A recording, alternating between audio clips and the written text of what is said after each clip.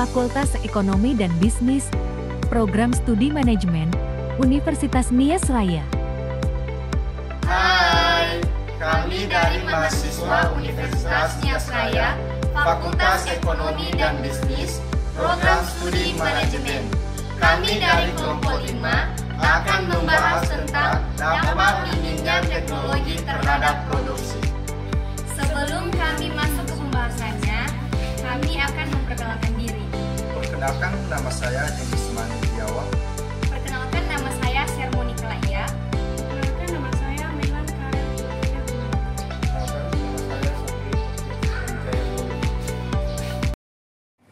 Oke, langsung saja saya membahas tentang pengertian teknologi produksi. Teknologi produksi ini adalah penerapan ilmu pengetahuan dan teknologi untuk menghasilkan barang dan jasa. Kita tahu bahwasanya teknologi produksi ini sistem dan sarana teknis yang digunakan untuk mengelola bahan mentah menjadi produk atau jasa.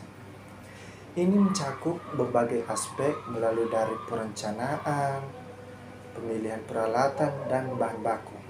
Perencanaan produksi.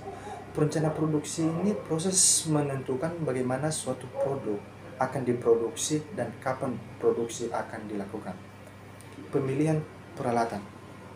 Kita harus memilih peralatan yang sesuai dengan karakteristik produk.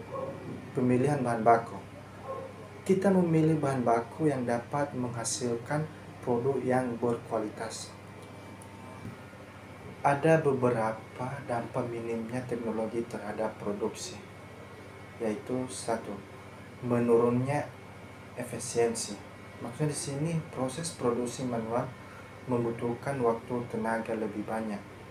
Tanpa teknologi, pekerjaan menjadi lambat dan kurang efisiensi. 2. Kualitas produk yang tidak konsisten. Maksudnya di sini kurangnya mesin atau alat bantu yang presisi menyebabkan hasil yang tidak seragam atau kualitas rendah. 3. Produktivitas rendah. Maksudnya di sini tenaga manusia memiliki keterbatasan dalam hal kecepatan dan kapasitas kerja. 4. Daya saing lemah. Maksudnya di sini produk dari pelaku usaha yang memiliki teknologi cenderung kalah bersaing di pasar. Dan terakhir, tingginya biaya produksi. Maksudnya di sini karena proses yang lambat dan banyaknya tenaga kerja yang diperlukan. Baik, sekarang kita masuk pada solusi mengatasi minimnya teknologi. 1. Pendidikan dan pelatihan teknologi. Pendidikan dan pelatihan teknologi ini sangat penting bagi perusahaan produksi, di mana hal ini dapat meningkatkan kompetensi karyawan, mengoptimalkan proses produksi, dan meningkatkan daya saing. 2. Akses pembiayaan dan kredit teknologi. Akses pembiayaan dan kredit ini sangat dibutuhkan suatu perusahaan produksi, di mana dukungan dari pemerintah dan lembaga keuangan yang dapat menyediakan skema kredit atau subsidi untuk pembelian teknologi produksi ini dapat meningkatkan kapasitas produksi, meningkatkan kualitas produksi, dan meningkatkan daya saing pasar. 3. Kerjasama dengan institusi perusahaan. Pelaku usaha dapat bermitra dengan institusi teknologi dalam mengembangkan teknologi tepat yang dibutuhkan di dalam perusahaan. 4. Adopsi teknologi tepat guna, di mana teknologi tidak harus canggih, tetapi sesuai dengan kebutuhan dan kondisi perusahaan. Baik, sekarang kita akan masuk pada analisis SWOT. Yang pertama yaitu kekuatan atau strengths. Kekuatan dari minimnya teknologi terhadap produksi ini ada beberapa, yaitu yang pertama, keterampilan tenaga kerja. Dalam beberapa kasus, perusahaan dengan minim teknologi mungkin saja memiliki tenaga kerja yang terampil dan mampu menjalankan tugas-tugasnya dengan presisi yang tinggi. Yang kedua yaitu biaya awal rendah. Memulai bisnis dengan teknologi yang minim dapat membutuhkan investasi awal yang rendah dibandingkan dengan perusahaan yang menggunakan otomatisasi yang tinggi atau yang canggih. Yang ketiga yaitu fokus pada kualitas kerajinan. Dalam industri tertentu, minimnya teknologi dapat diimbangi dengan fokus pada kualitas kerajinan tangan dan detail yang tinggi. Yang keempat yaitu fleksibilitas dan adaptasi. Produksi yang tidak terlalu bergantung pada teknologi mungkin lebih fleksibel dalam menghadapi perubahan permintaan atau perubahan bahan baku. Hal ini dikarenakan mereka dapat mengandalkan keterampilan dan adaptasi pekerja. Yang kelima yaitu ketergantungan yang rendah pada teknologi.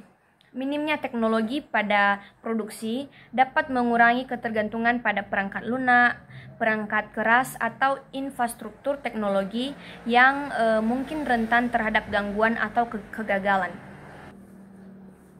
Yang kedua yaitu kelemahan atau weaknesses.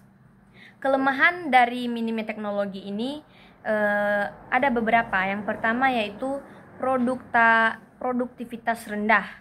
Seperti yang telah dijelaskan sebelumnya, proses produksi manual kurang efisien dan menghasilkan output yang rendah.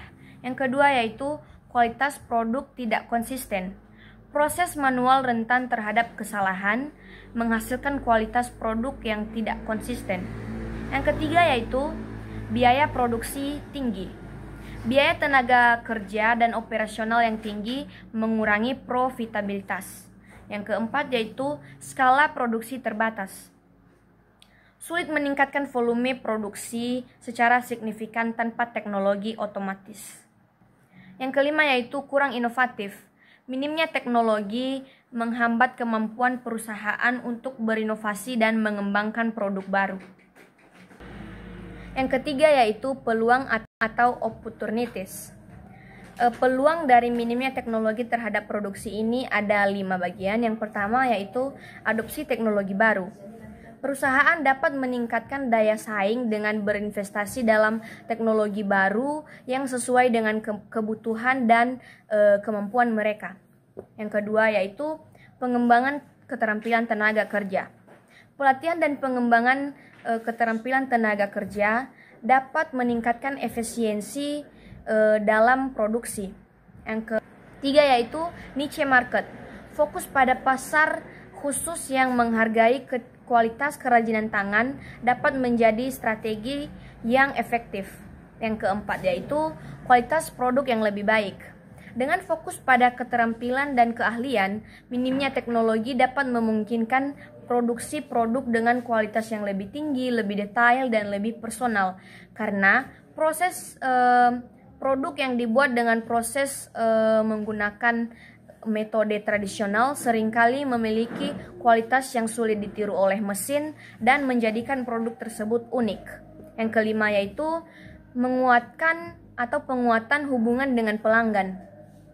Proses produksi yang lebih manual dan personal memungkinkan pengusaha untuk menjalin hubungan yang lebih erat dengan pelanggan.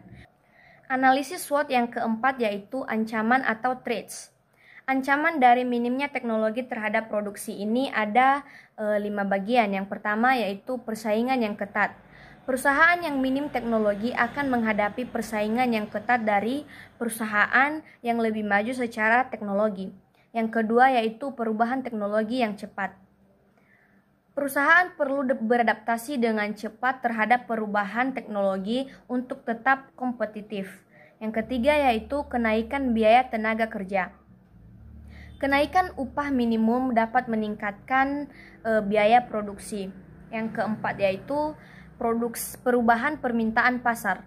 Perubahan tren dan permintaan pasar dapat membuat produk yang dihasilkan kurang diminati. Yang kelima yaitu kualitas produk yang rendah. Tanpa teknologi yang memadai, proses produksi mungkin tidak dapat mengontrol kualitas produk secara efisien.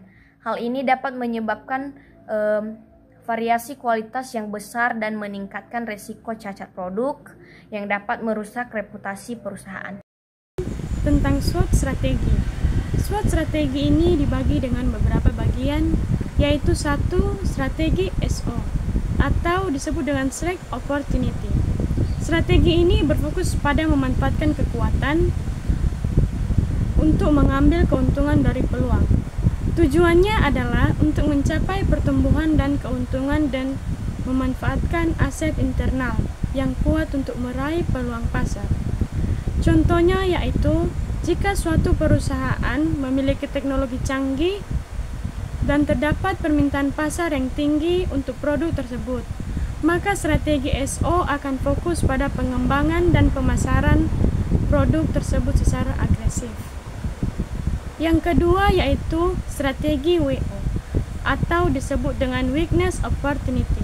Strategi ini berfokus pada memanfaatkan peluang sambil mengatasi kelemahan. Strategi ini diperlukan ketika organisasi memiliki peluang pasar yang menjanjikan, tetapi terhambat oleh kelemahan internal. Contohnya yaitu jika suatu perusahaan memiliki peluang ekspor yang besar, tetapi memiliki kualitas produk yang rendah, maka strategi WO akan berfokus pada peningkatan kualitas produk. Ketiga yaitu strategi ST atau Strength Trade. Strategi ini berfokus pada memanfaatkan kekuatan untuk menghindari atau mengurangi dampak ancaman. Strategi ini penting untuk melindungi posisi perusahaan dari ancaman eksternal, yaitu contohnya jika suatu perusahaan memiliki merek yang kuat dan menghadapi persaingan yang ketat, maka strategi ST akan fokus pada mempertahankan pangsa pasar dan memperkuat merek. Keempat yaitu strategi WT atau disebut dengan weakness trade. Strategi ini adalah strategi defensif yang berfokus pada meminimalkan kelemahan dan menghindari ancaman. Ini adalah strategi bertahan hidup yang bertujuan untuk mengurangi kerugian dan meningkatkan daya tahan perusahaan. Contohnya yaitu jika suatu perusahaan memiliki efisiensi operasional yang rendah dan menghadapi penurunan yang drastis permintaan pasar, maka strategi WT akan berfokus pada pengurangan biaya dan peningkatan efisiennya.